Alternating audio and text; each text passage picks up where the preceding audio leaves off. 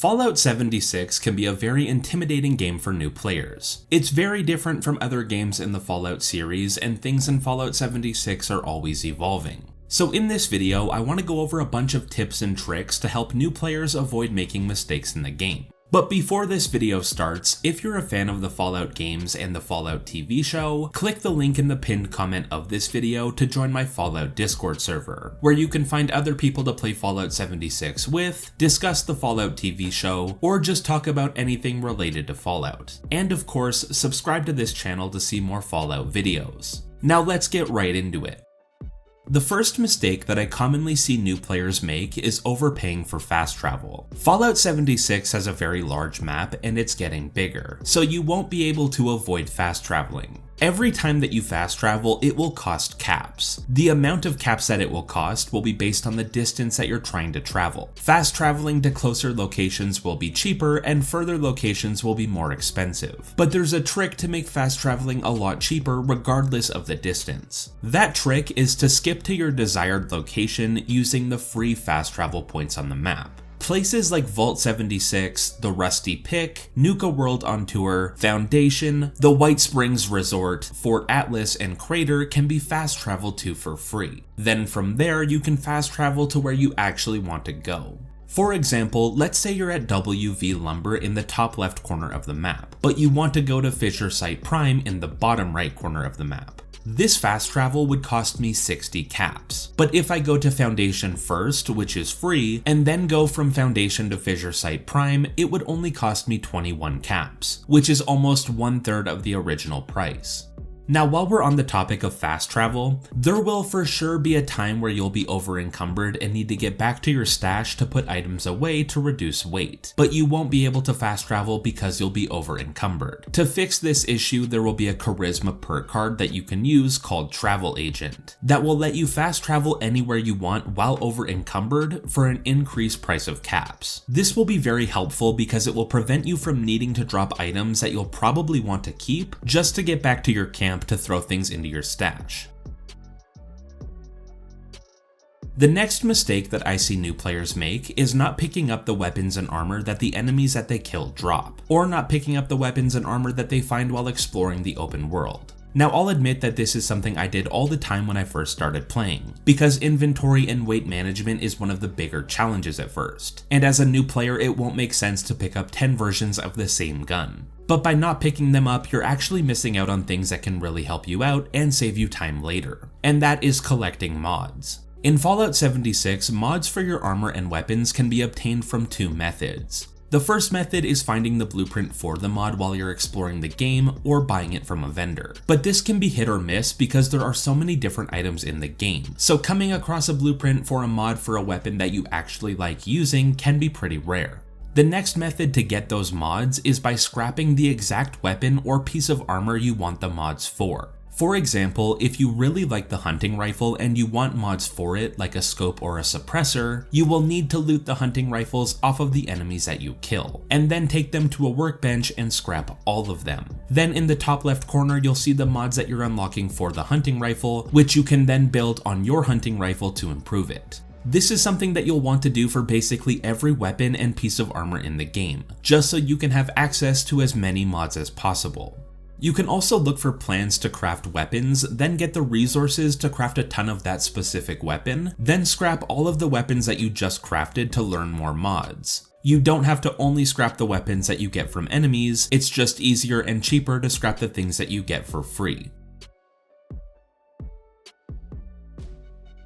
Next, let's talk about a trick that you can use to greatly increase the chances of getting the things that you need. Every time that you log into Fallout 76, you will be placed into a server, which in Fallout 76 is called a world. Each world will have the exact same things on it, like resources, enemy spawns, and points of interest. But because other people are also sharing that world with you, they could have gone through an area and looted it before you, leaving nothing behind. An example of this is if you need cranberries and you want to get them at Mac's farm. but when you get there, all of the cranberries had already been taken by another player. Instead of just standing around and waiting for them to respawn, just open up your map and then click on your name at the top right and then hit Leave World. This will take you back to the main menu, then you will just need to load back into the game. This will put you into a new world and spawn you near where you logged out. So if you left the world at Max Farm, you would come back into the game at Max Farm, allowing you to see if this new world that you're on has cranberries. And if it does, you can grab all of those cranberries, then leave the world again to get to a new world that will have even more cranberries on it.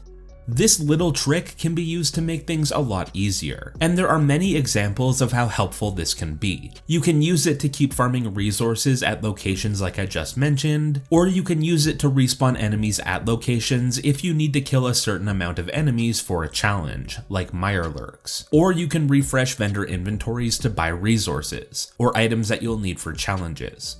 And you can also jump between worlds to find a world that has a public event on it that you want the rewards from. Public events happen every 20 minutes and each public event has a different reward pool. So let's say you want the Elder's Mark SMG from the Beasts of Burden event. Just wait until the 20-minute mark, then see what event happens on your server. And if it's not the Beasts of Burden event, you can swap to a new world to see what event is on that new world, and repeat that until you find a world with the Beasts of Burden event on it.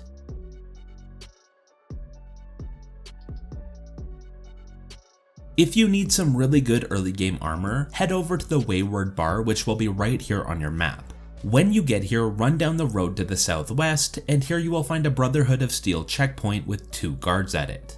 Now these guards won't attack you, but you can attack them. And the reason that you'll want to do this is because they commonly drop combat armor, which will be some of the best pieces of armor that you'll find early on in the game.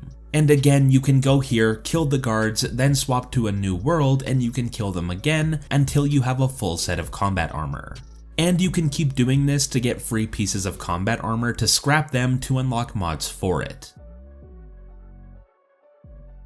Like I mentioned earlier in this video, inventory and weight management is a big challenge in Fallout 76. There are a ton of items that will be thrown at you like armor, weapons, ammo, crafting resources, and food. And you'll only be able to store 1,200 pounds of it in your stash, which will get used up very quickly. But there is something that as a new player you should know. And that's if you spend a little bit of money, you can solve those problems using Fallout First. Now you should only do this if you can afford to do it and if you're actually enjoying Fallout 76. Fallout First is Fallout 76's subscription, which will give you access to a lot of stuff in the game, like rewards on the Season Pass, free items in the Atomic Shop, and free atoms to use in the Atomic Shop. But with Fallout First, you will also gain access to the Scrap Box and Ammo Box. These are 2 unique stash boxes that can be placed in your camp.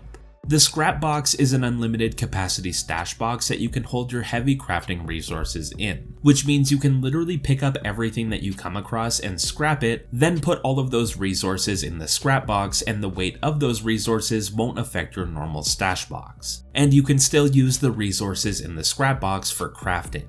The ammo box is the exact same thing, but instead of crafting resources, the ammo box is an unlimited capacity storage box for ammo. Ammo can get very heavy and it will take up a lot of space in your stash box, so this ammo storage box is extremely helpful. Now it sucks that these 2 storage boxes are only available to you if you spend money, but if you're spending a lot of time in Fallout 76, the quality of life improvements from just these 2 storage boxes is worth the price of the Fallout First subscription. I'm only mentioning this in this video because I'm sure new players are wondering how people are managing to fit everything into their 1,200 pound stash box, and the answer to that is they aren't.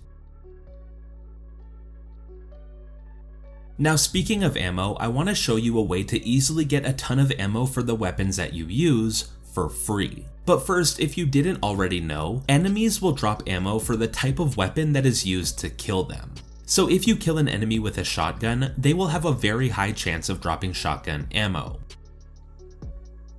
The best way to get a lot of ammo for your weapons for free will be to run daily ops. Now these are usually timed activities and the faster that you complete them, the better rewards you will get. But the enemies in these daily ops give a lot more ammo than usual when you kill them. Now there are two ways that you can farm daily ops for ammo. First, you can load into a daily op with a weapon that you want to farm ammo for, and then just take your time killing enemies and looting the ammo off of them. Or you can go into a daily op with a strong melee weapon and the gun that you want to farm ammo for. Then you can use the melee weapon to get the enemy's health low enough to one-shot with the gun.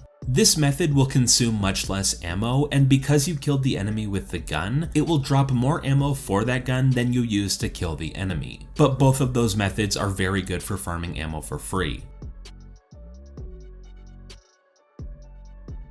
While you're playing Fallout 76, you will find a lot of legendary items. Most of them won't be very good, and because of that, I commonly see new players selling them to vendors. But this is one of the worst things that you can do with legendary items that you don't want. Instead, you should take them over to the Rusty Pick. And then when you get there, use the legendary exchange machine to turn your unwanted legendary items into legendary scrip. And then you can use that legendary scrip to purchase legendary loot boxes from the vendor at the Rusty Pick. These loot boxes will contain random legendary weapons and armor that can be very good. The other option for your unwanted legendary items is to scrap them at a workbench. Doing this will give you a small chance of getting a legendary mod, which will be one of the legendary perks on the item that you're scrapping. These can be added to your other weapons, or you can sell them to other players for a lot of caps.